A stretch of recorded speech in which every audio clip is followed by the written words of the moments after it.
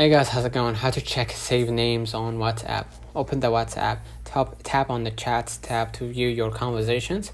Find the contact, use the search bar or the plus button right here at the top to search for the people, and basically type their name that you want to check. Alternatively, you can scroll through your chat list, tap on the chat with the contact, and then tab on the contact's name at the top of to view their profile, which displays their saved name and other details. That's it. Let me know in the comments if this video helped you. Don't forget to like and subscribe, and thank you for watching.